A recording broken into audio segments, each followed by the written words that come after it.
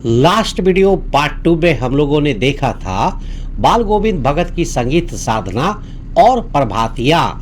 इसमें कार्तिक से फागुन तक उनकी सुबह की दिनचर्या, नदी स्नान और सुबह के भजनों का जिक्र है। आज के इस वीडियो पार्ट 3 में हम लोग देखेंगे बाल गोविंद भगत और गर्मियों की संध्या, शाम का समय। इसमें गर्मियों की शामों में उनके आंगन में होने वाली संगीत सभाओं और उनके प्रभाव को बताया गया है। गर्मियों की शामों में बाल गोविंद भगत का संगीत। बाल गोविंद भगत अपनी भक्ति संगीत सभाओं, जिन्हें वे संध्या कहते थे, से गर्मियों की शामों को भी शीतल और आनंदमय बना देते थे। अपने घर के आंगन में आसन जमाते थे, जहां गांव के उनके संगीतमय प्रेमी भी इकट्ठा हो जाते थे। खंजड़ियों और करतालों की ध्वनि से पूरा वातावरण गूंज उठता था। भगत एक पद गाते थे और उनकी मंडली उसे कई बार दोहराती थी, जिससे स्वर धीरे धीरे एक निश्चित ताल और गति के साथ ऊंचा उठता जाता था। इस ताल स्वर के उतार चढ़ाव के साथ साथ सुनने वाले का मन भी ऊपर उठने लगता था और जल्द ही मन पूरी तरह से शरीर पर हावी हो जाता था। अंत में एक ऐसा क्षण आता था जब बाल गोविंद भगत स्वयं खंजड़ी लिए नाचने लगते थे और उनके साथ साथ सभी उपस्थित लोग भी तन और मन से नृत्य करने लगते थे। इस प्रकार सारा आंगन नृत्य और संगीत करने लगता था, मानो खुशियों की एक धारा बह रही हो।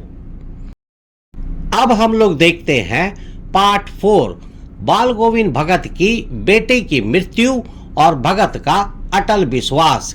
यह सबसे भावुक और गहरा हिस्सा है, जिसमें बेटे की मृत्यु पर उनका असाधारण व्यवहार, बहू से मुखाग्नि दिलवाना और मृत्यु को उत्सव मनाना शामिल है। बाल गोविंद भगत बेटे की मृत्यु पर भी संगीत और अटल विश्वास। बाल गोविंद भगत की भक्ति और संगीत की शक्ति का सबसे बेहतरीन रूप उस दिन देखने को मिला जिस दिन उनका इकलौता बेटा मर गया था। उनका बेटा स्वभाव से थोड़ा सुस्त और कमजोर था, लेकिन इसी वजह से बाल गोविंद भगत उसे और भी ज्यादा प्यार करते थे। उनकी सोच थी कि ऐसे लोगों को ज्यादा प्यार और देखभाल की जरूरत होती है। भगत ने बड़ी चाहत से अपने बेटे की शादी कराई थी और उनकी बहू भी बहुत अच्छी और समझदार थी। बहू ने घर के सारे कामकाज अच्छे से संभाल लिए थे, जिससे भगत घर के कामों से काफी हद तक मुक्त हो गए थे। जब उनका बेटा बीमार हुआ तो लोग अपने अपने कामों में व्यस्त थे और लोगों ने इस बात पर इतना ध्यान नहीं दिया। लेकिन जब भगत के बेटे की मौत हुई तो गांव के लोग यह सुनकर भगत के घर आए। लेखक रामवृक्ष बेनीपुरी जी ने भी जब सुना कि बाल गोविंद भगत का बेटा मर गया है तो वे भी वहां उत्सुकता से उनके घर गए। वहां का दृश्य देखकर वे दंग रह गए। बेटे को एक आंगन में एक चटाई पर लिटाकर एक सफेद कपड़े से ढक दिया गया था। भगत ने अपने लगाए हुए फूलों और तुलसी के पत्तों से उसे सजाया था। बेटे के सिरहाने पास में एक दीपक चिराग जल रहा था। सबसे हैरान करने वाली बात यह थी कि बाल गोविंद भगत वही जमीन पर आसन लगाए रोने के बजाय अपने पुराने अंदाज में गीत गा रहे थे। घर के अंदर बहू रो रही थी, जिसे गांव की औरतें चुप कराने की कोशिश कर रही थी, लेकिन बाल गोविंद भगत तो लगातार गाए जा रहे थे। गाते गाते वे बीच बीच में बहू के पास जाकर उसे रोने से मना करते थे और कहते थे कि यह रोने का नहीं बल्कि खुशी मनाने का समय है। भगत का अटूट विश्वास था कि आत्मा परमात्मा के पास चली गई है। उनके लिए यह ऐसा था जैसे एक बिछड़ी हुई प्रेमिका बिरहिनी अपने प्रेमी से मिल गई हो। भगत के अनुसार इससे बड़ी खुशी और आनंद की कोई बात नहीं हो सकती है। लेखक राम वृक्ष बेनीपुरी जी को कभी कभी लगा कि बाल गोविंद भगत शायद दुख से पागल तो नहीं हो गए हैं, लेकिन नहीं, भगत जो कुछ भी कह रहे थे उसमें उनका मजबूत विश्वास झलक रहा था। यह हिस्सा दिखलाता है कि बाल गोविंद भगत मृत्यु को दुख का अंत नहीं बल्कि आत्मा का परमात्मा से मिलन मानते थे। यही वजह थी कि वे अपने इकलौते बेटे की मौत पर भी रोए नहीं। मल्टीपल चॉइस क्वेश्चंस MCQ बहुविकल्पीय प्रश्न। प्रश्न संख्या 1, गर्मियों की शामों में बाल गोविंद भगत अपनी भक्ति संगीत सभाओं को किस नाम से पुकारते थे? प्रभातियां, कीर्तन, संध्या, भजन।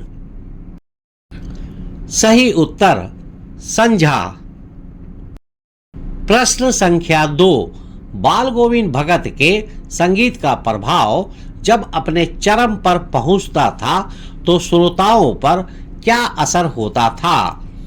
वे शांत और गंभीर हो जाते थे, उनका मन पूरी तरह से शरीर पर हावी हो जाता था और वे नाचने लगते थे, वे भावुक होकर रोने लगते थे, वे आपस में बातें करने लगते थे।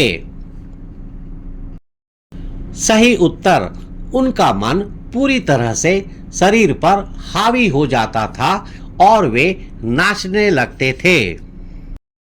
प्रश्न संख्या 3, बाल गोविंद भगत अपने बेटे को क्यों ज्यादा प्यार करते थे? क्योंकि वह बहुत मेहनती और समझदार था, क्योंकि वह थोड़ा सुस्त और कमजोर था और ऐसे लोगों को ज्यादा देखभाल की जरूरत होती है, क्योंकि वह इकलौता बेटा था, क्योंकि वह घर का सारा काम संभालता था। सही उत्तर, क्योंकि वह थोड़ा सुस्त और कमजोर था और ऐसे लोगों को ज्यादा देखभाल की जरूरत होती है। प्रश्न संख्या 4, बाल गोविंद भगत के बेटे की मृत्यु के बाद सबसे हैरान करने वाली बात क्या थी? भगत का रोना देखकर गांव वालों का दुखी होना, भगत का अपने बेटे के शव के पास जमीन पर आसन लगाकर गीत गाना, भगत का अपने बेटे के अंतिम संस्कार में शामिल न होना, बहू का शांत रहना और भगत को चुप कराना। सही उत्तर, भगत का अपने बेटे के शव के पास जमीन पर आसन लगाकर गीत गाना। प्रश्न संख्या 5, बाल गोविंद भगत ने अपनी बहू को रोने से क्यों मना किया और क्या करने को कहा? उन्होंने उसे चुप रहकर पूजा करने को कहा, उन्होंने उसे दुखी ना होने और काम पर ध्यान देने को कहा, उन्होंने उसे रोने के बजाय खुशी मनाने और उत्सव करने को कहा, उन्होंने उसे घर छोड़कर जाने को कहा। सही उत्तर, उन्होंने उसे रोने के बजाय खुशी मनाने और उत्सव करने को कहा। प्रश्न संख्या 6, बाल गोविंद भगत मृत्यु को किस रूप में देखते थे? एक दुखद अंत, जीवन की एक सामान्य घटना, एक बिछड़ी हुई आत्मा का परमात्मा से मिलन, एक असहनीय पीड़ा। सही उत्तर, एक बिछड़ी हुई आत्मा का परमात्मा से मिलन। तो आज के वीडियो में इतना ही। नेक्स्ट वीडियो पार्ट 5 में हम लोग देखेंगे बाल गोविंद भगत और उनके द्वारा अपने बहू की दूसरी शादी का निर्णय। इसमें भगत द्वारा अपनी बहू के भविष्य के लिए लिया गया कठोर लेकिन मानवीय निर्णय और उसके प्रति उनकी चिंता दिखाई गई है। तो मिलते हैं नेक्स्ट वीडियो में, तब तक के लिए थैंक यू, धन्यवाद, जय हिंद।